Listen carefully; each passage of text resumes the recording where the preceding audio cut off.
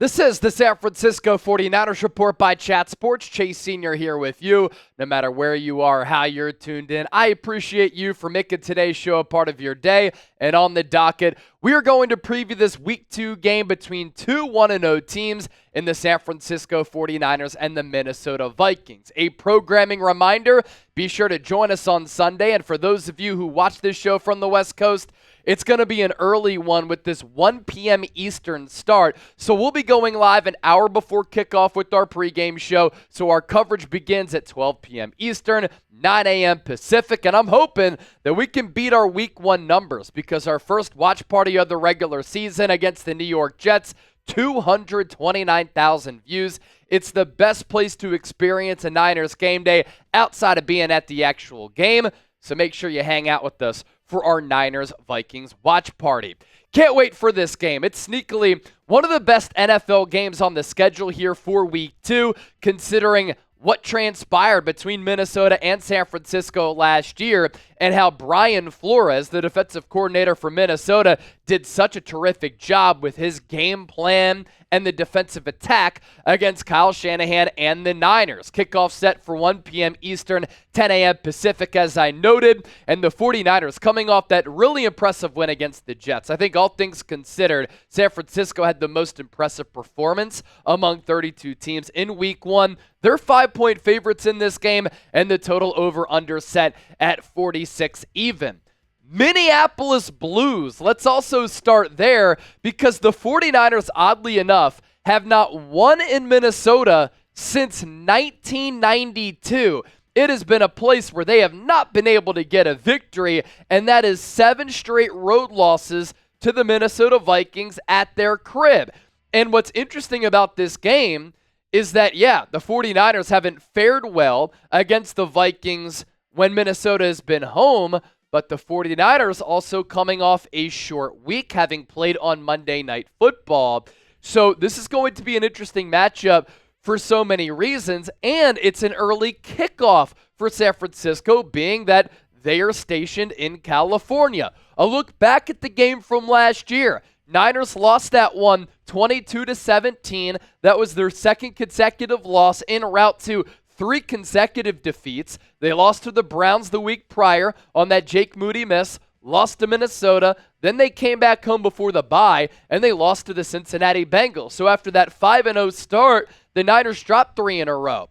On the first drive, after Mooney Ward had picked off Kirk Cousins, Christian McCaffrey fumbled at the Vikings 15. So that took points off the scoreboard for San Francisco, and really from that moment, Niners weren't able to find their rhythm on the offensive side of the football. There was a Jake Moody missed field goal in the first half. And then remember that Steve Wilks all-out blitz where there was no safety help, and then Kirk Cousins was able to hit Jordan Addison on a near pick for Mooney Ward. Instead, right before recess, the Vikings able to score that 60-yard touchdown. They got momentum once again in their favor.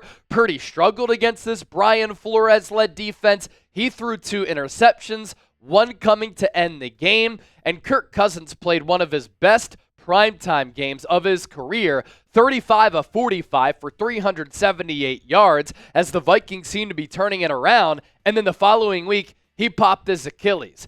In that game, San Francisco had no Deebo Samuel and no Trent Williams, and Brian Flores put on an absolute masterclass. Of course, now as we sit here in this September of 2024, this is a different Vikings team, especially at the quarterback spot.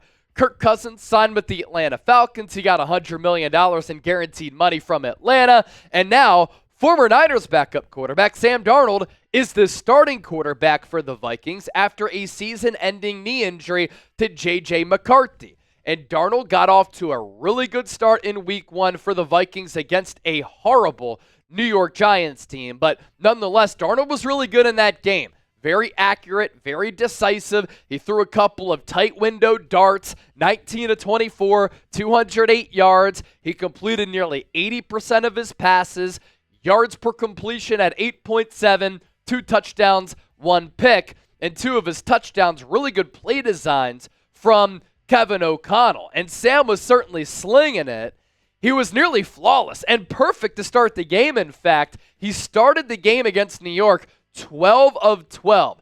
That's the second best start for a Vikings quarterback in franchise history. And in that game, he had a quarterback rating of 113.2. And the Giants tried to get aggressive in trying to force Darnold into a mistake. He did throw an interception, but he was also really good against the blitz. Highest passer rating against the blitz among all NFL quarterbacks in Week 1. Jalen Hurts, 158.3 against Green Bay. That tied him with Sam Darnold. Perfect. 158.3 ahead of Baker Mayfield, Josh Allen, and C.J. Stroud. And over the last couple of years, it has become apparent that Kevin O'Connell is one of the best offensive head coaches in the NFL. Great play caller, great play designer, and he's done a great job of maximizing his quarterbacks. And he was thrust into a position last year after Kirk Cousins tore his Achilles where he had to play Nick Mullins and Jaron Hall and Josh Dobbs. And for stretches, those quarterbacks who have no business really being starters in this league perform pretty well. And what did he do last week with Sam Darnold? Sam Darnold looked to be the prospect that a lot of people thought he was going to become when he was drafted out of USC high in the first round by the New York Jets. And O'Connell's path, offensive heavy. He was the Browns quarterbacks coach in 2015. He actually went to Cleveland right after Kyle Shanahan had left. He worked with the Niners in 2016, a special projects coach with the Niners. Then he goes to the Washington Redskins at the time, quarterbacks coach in 2017. He remains with Washington in 2018, the quarterbacks coach and the pass game coordinator. And then he became Washington's offensive coordinator in 2019.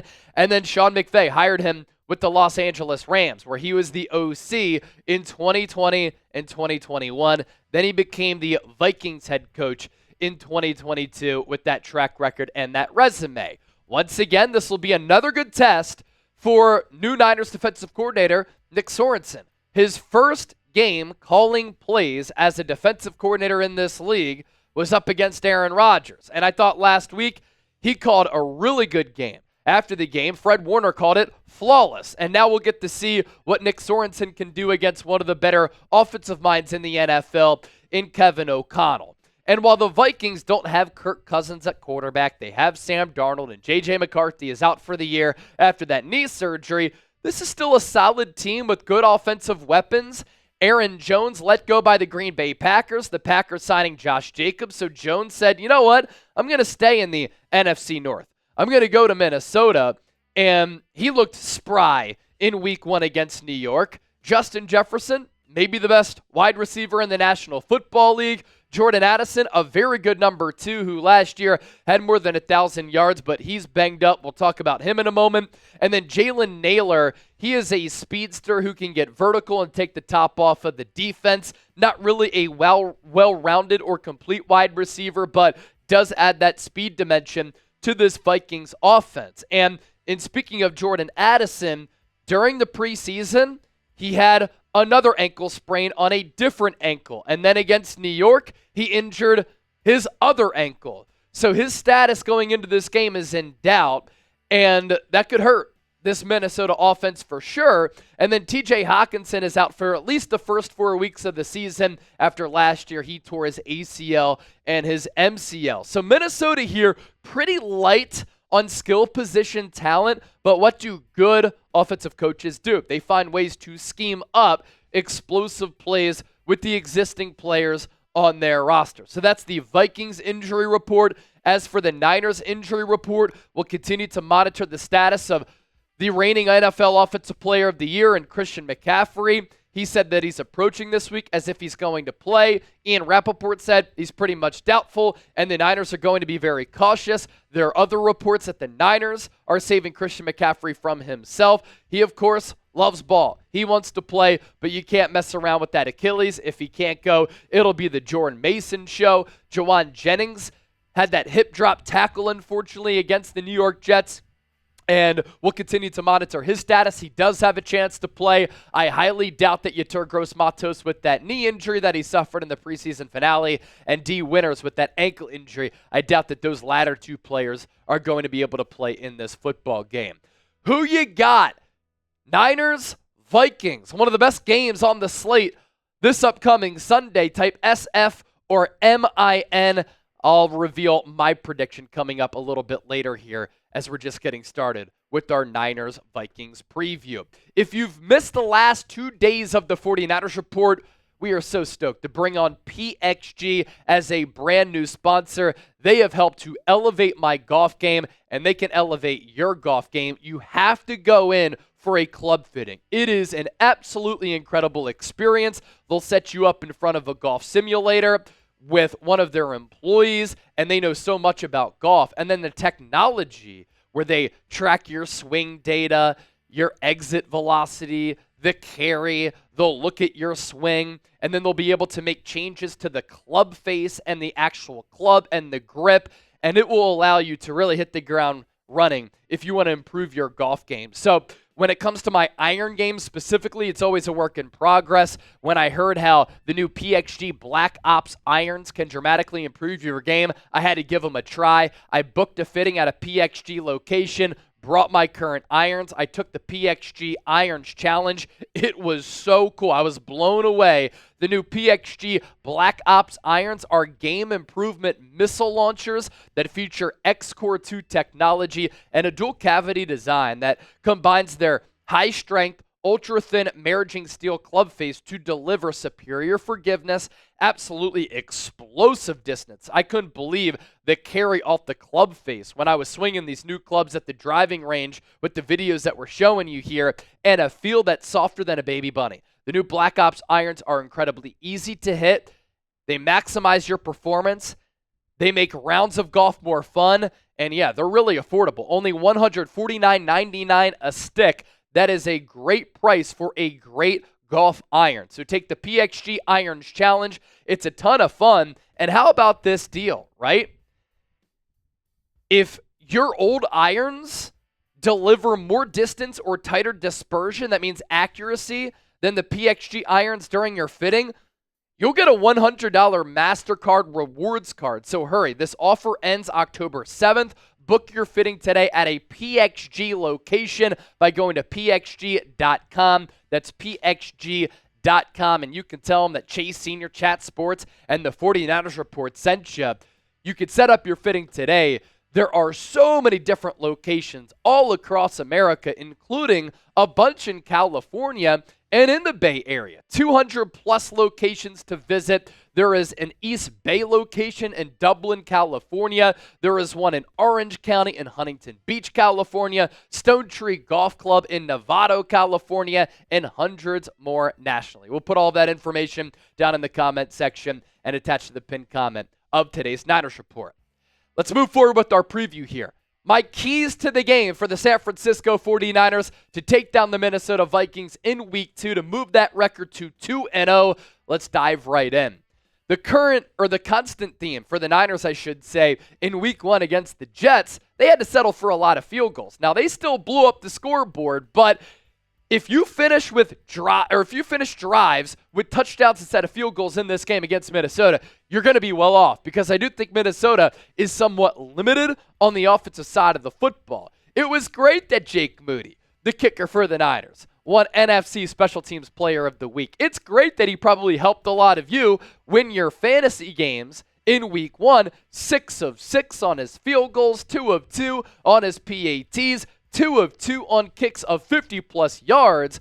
But if the Niners can finish their drives with touchdowns instead of field goals, they can win this game going away. They're already heavy favorites, according to the odds makers. And the 49ers not being able to finish in the red zone, do I look at it as a little bit of a concern? Maybe. I mean, the New York Jets have a really good defense, yet the Niners still boat raced them and then took their will with pounding the rock with Jordan Mason on the ground game. But also, they just got back Brandon Ayuk. They just got back Trent Williams. And they're knocking and shaking off the rust.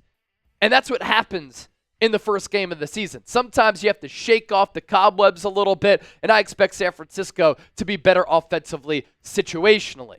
Key to the game number 2, you have to stop the perennial all-pro wide receiver in Justin Jefferson, who is an alien at the wide receiver spot. I mean, he can line up anywhere. He can run any route. He can go up and get it. He can take the top off of the defense. He can make you miss in the open field. He is so dynamic, and there's a reason why he got paid, and there's a reason why his production to start his NFL career is up there with some of the best wide receivers in the history of the National Football League. And against the Giants in Week 1, he lined up everywhere. He was in the slot for 10 snaps, 35.7% of his overall workload. Then he was out wide for 18 snaps, 46.3% of his workload. So this is going to be a good test for this Niners secondary. And in Week 1 against the Jets really feared Charvarius Ward. They didn't target him. But hopefully we see a little bit of Ward against Justin Jefferson. 2 All-Pros going up against one another. Ward played 45 snaps on Monday Night Football against the Jets. All 45 snaps came on the left side, so he didn't really travel at all. And Aaron Rodgers didn't look toward Charvarius Ward's side for the most part. Here is Aaron Rodgers' throw chart and his spray chart. As you can see, a lot of his throws were to the left side. He did throw that touchdown pass, as evidenced by the blue there on that broken play to Allen Lazard. That was to the right of the seam, to the left of the defensive alignment. But really, for the most part, Aaron Rodgers was living on that left side of the field. I don't think Sam Darnold's going to do that. I don't think Kevin O'Connell's going to do that. I think he's going to have Justin Jefferson all over the place, which is okay for San Francisco because they do have a really good secondary. Deommodore Lenoir and Isaac Yiadom, on top of Ward, fared well too. Lenoir was targeted 10 times. Yiadom targeted 4 times. Both of them together only gave up 9 catches for 100 yards, and both had 2 big pass breakups. The Lenoir one led to the Demetrius Flanagan-Fowles interception, and then Yiadom had that big pass breakup on 4th down to give the offense back the football for San Francisco. Key to the game number 3 is the turnover battle. And last year against Minnesota, the Niners turned it over a lot. Brock Purdy had 2 picks. And then Christian McCaffrey had that fumble, and this Minnesota defense was very well prepared, led by Brian Flores, going up against this Kyle Shanahan offensive attack. And they really did a good job of honing in against the ground game for San Francisco. And then they were very sound as far as their pass coverage went. Brian Flores just does a good job of game planning against these Kyle Shanahan-led offenses. And when you speak specifically to the turnover battle, the 49ers were 10-4 last year when forcing 1 or more turnovers. They forced 2 against the Jets. So they're already 1-0 this year when they force 1 or more turnovers, obviously in only that single game. And when the Niners play clean football, they're so difficult to stop, like they were against the Jets.